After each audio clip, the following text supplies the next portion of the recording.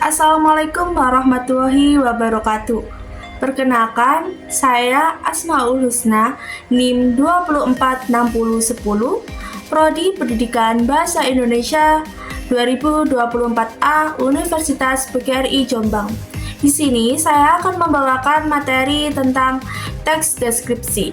Sebelumnya, apa sih teks deskripsi itu?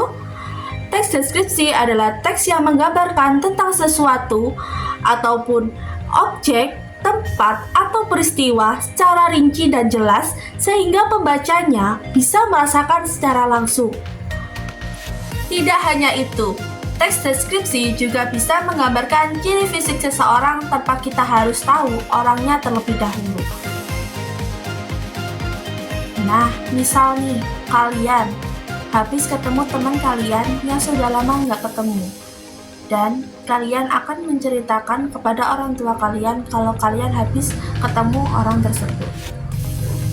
Misal nih, rambutnya pendek, atau dia pakai kerudung apa, warnanya apa, pakai baju yang kayak gimana, modelnya yang kayak gimana, kulitnya warnanya apa, sawo matang, kuning langsat atau putih, laki-laki atau perempuan, tinggi atau pendek, wataknya baik atau jahat, tindakannya dilakukan dia pada saat itu bagaimana, yang nah itu nantinya bisa menggambarkan sesuatu atau kejadian langsung pada saat itu tanpa pendengar ada pada saat itu.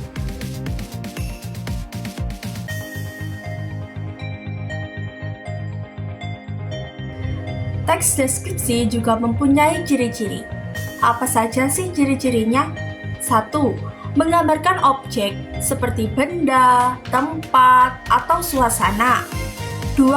Menggunakan kata sifat untuk menggambarkan objek seperti besar, kecil, jahat, baik, cantik. 3. Sedikit mengandung bahasa kiasan atau metafora. 4. Penggambaran dilakukan secara jelas dengan melibatkan panca indera. 5. Membuat pembaca ikut merasakan sendiri dan mengalaminya. 6. Menjelaskan ciri-ciri objek seperti warna, ukuran, bentuk, dan keadaan secara terperinci.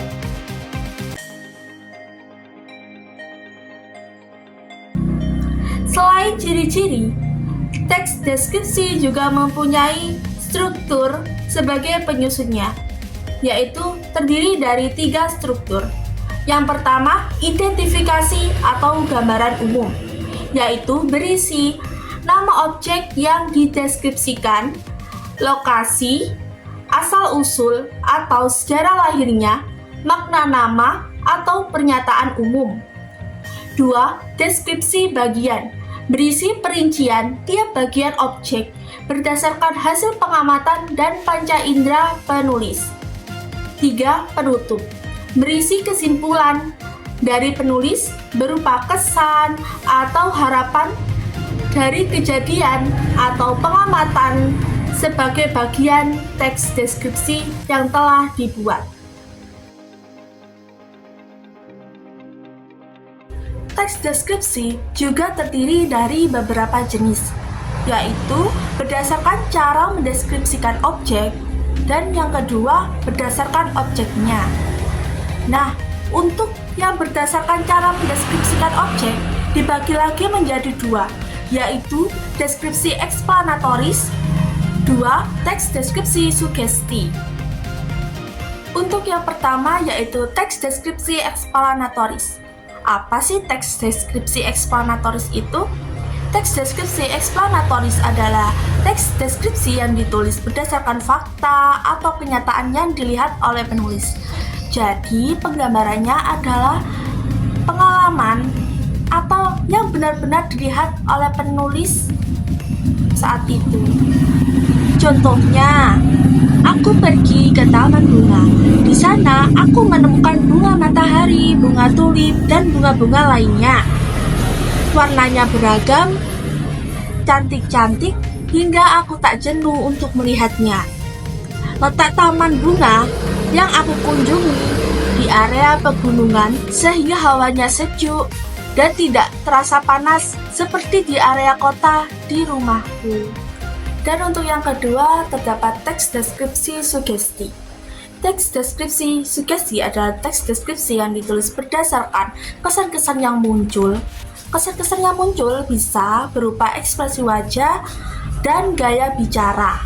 Sifat dari teks deskripsi ini imajinatif, jadi berupa hayal atau karangan penulisnya sendiri. Contohnya, ibu adalah seorang yang sangat kukenal. Orang yang selalu memiliki senyum indah dan cerah serta energi yang positif. Selalu memiliki rasa khawatir yang berlebihan tentang anaknya.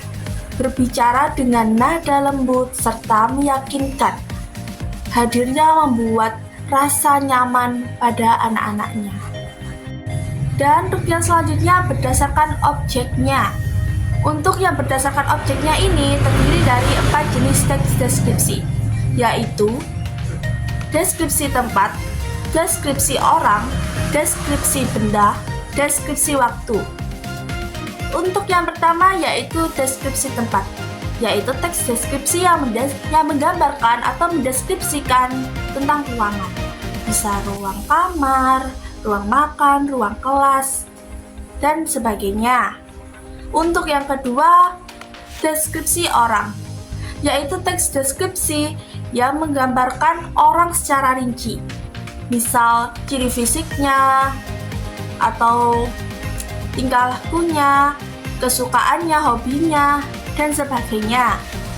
Untuk yang ketiga, deskripsi benda, yaitu teks deskripsi yang melukiskan benda.